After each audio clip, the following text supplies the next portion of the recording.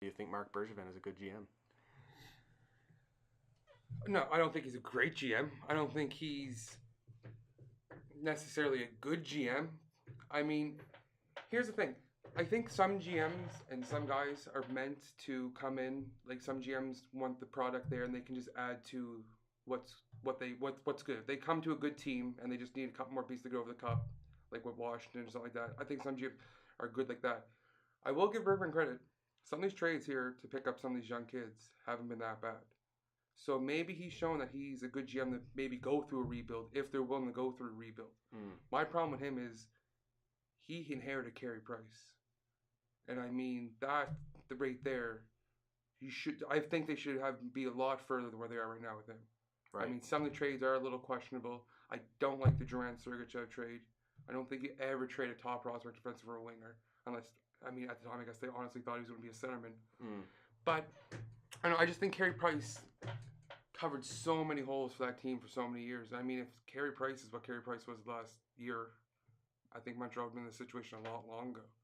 So I'm not going to say he's a horrible GM because I think there's a lot worse out there that have traded Tyler Seguin for not much, but honestly, Eric Carlson for a bunch of maybes. yeah, that's what I mean. And I mean, yeah, right. I mean that might be on Melnick more than anything, but yeah. I mean, we've just seen so many horrible trades. I mean, yeah, he gets the PK Subban trade. I didn't like it from day one just because the age factor. But I mean, the Drouin Galchenyuk trade, you can't really say anything. Domi Galchenyuk. Yeah, Domi Galchenyuk. You can't really sit here and crap on it like a lot of people are until we see what happens here down the stretch. I mean, that's kind of my opinion on the Drouin Sergachev trade too, because I mean they weren't that far separated when they were drafted. It was only a couple years different. Yes. So both of them were highly touted prospects. Yeah. I guess maybe I honestly don't know how they view Drouin right now. I think it's more so like a utility player who can play every forward position. So maybe I don't think they view him necessarily as young as he is as just as a winner. Yeah. You know? But I'll go back to what you said first about how some GMs, would be good inheriting a team and then kind of bringing them over the hump, and then others maybe they're better for a rebuild.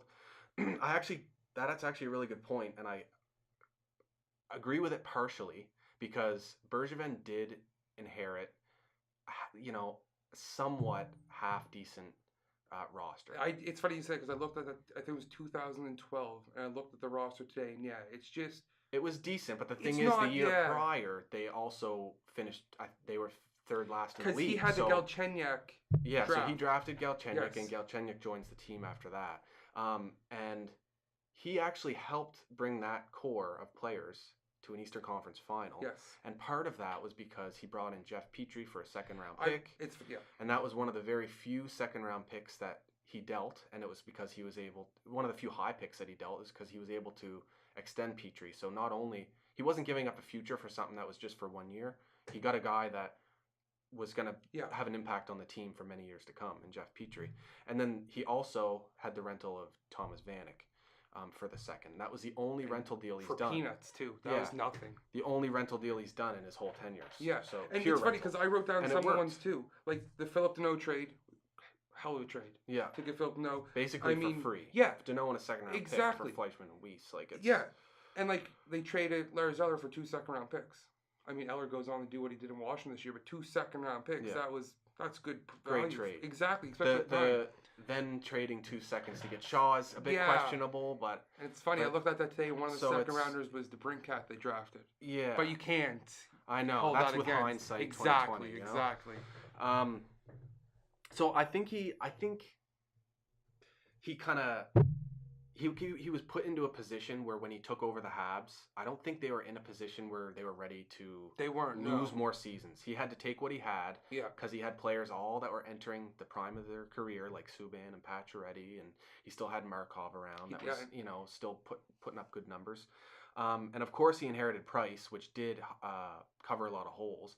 But I believe that the Habs decor in those years was pretty underrated because I don't think Carey Price certainly was making some crazy desperation saves out there, but at the same time Alexei Emelin was in his prime. And as much as, people don't really like the guy, he was a very solid, pure defender. Oh, absolutely. Especially protecting the blue line. Yeah. And then you had Andrei Markov, who everyone knows the name, but I think because he was a Montreal Canadian, was a bit underrated. He was into his late 30s and still putting up like 30 assists a year. He could still play right now, possibly. And he had, he made very responsible decisions with the puck. And him and Carey had, Bergevin inherited Markov as well, but him and Carey, Markov and Carey had like very good chemistry on breakouts. And Markov always knew what Carey was going to do with the puck. And they were making clean breakouts a lot just because of that.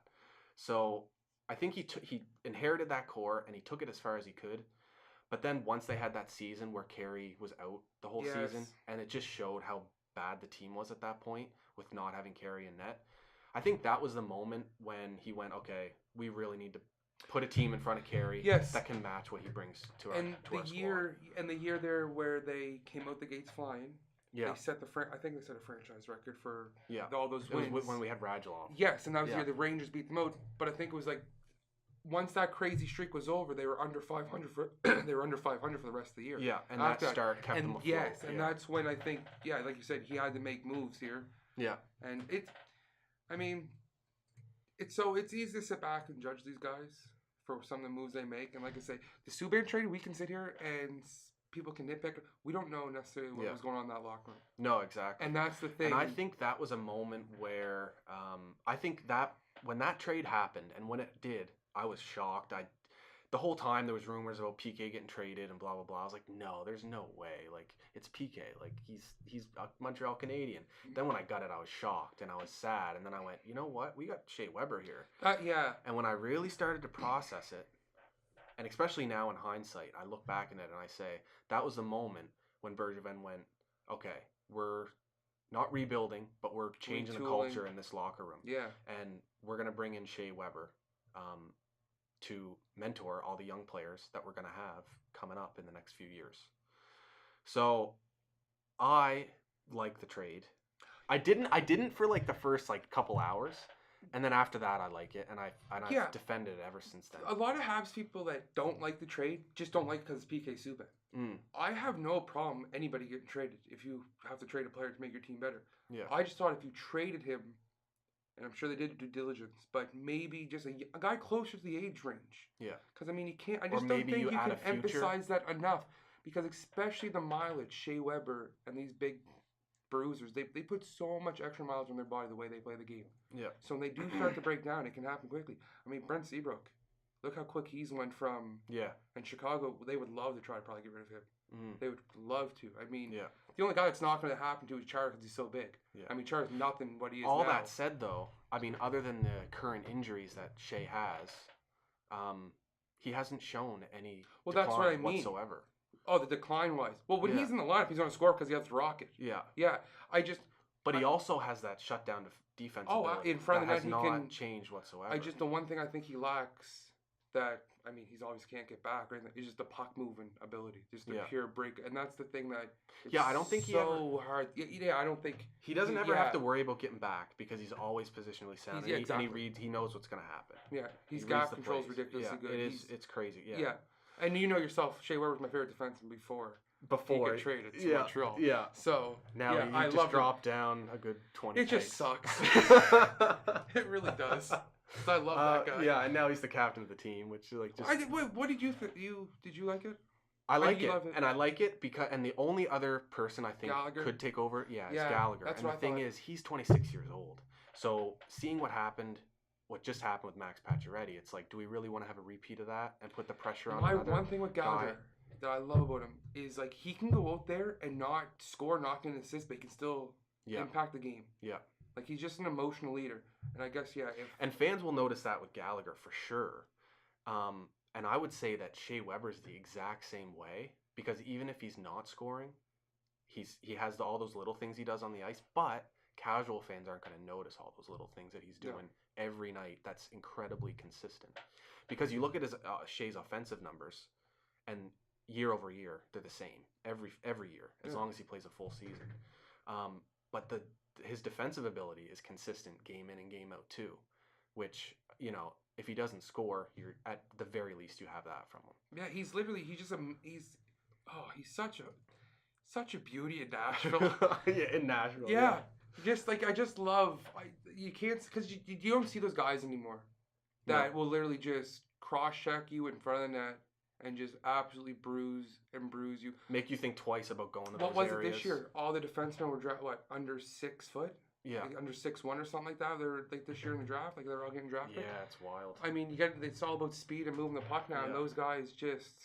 And I think the guys like Shea Weber are still needed greatly. Well, Arizona paid Nicholas Chalmerson money. Yeah, it's underappreciated. Yes, like Vlasic too is not a flashy player, and he's one of like the way I look at it in terms of shutdown defensemen. You have Marc-Edouard Vlasic, Shea Weber, Jarlmson, and then an up and comer, Josh Manson.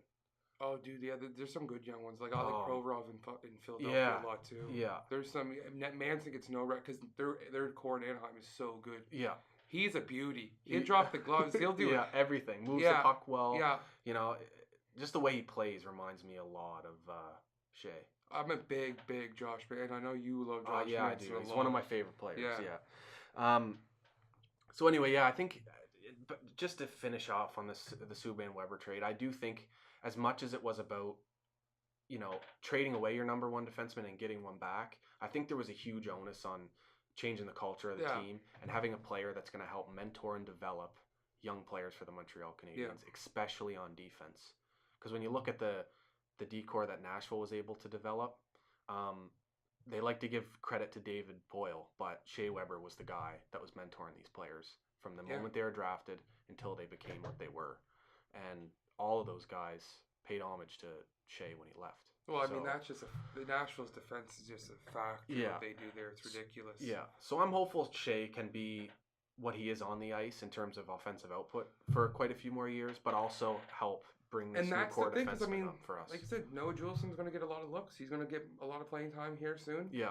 Victor Mete. So, I mean, those two, just in general alone, should benefit a lot from Weber. Yeah. So, we'll see.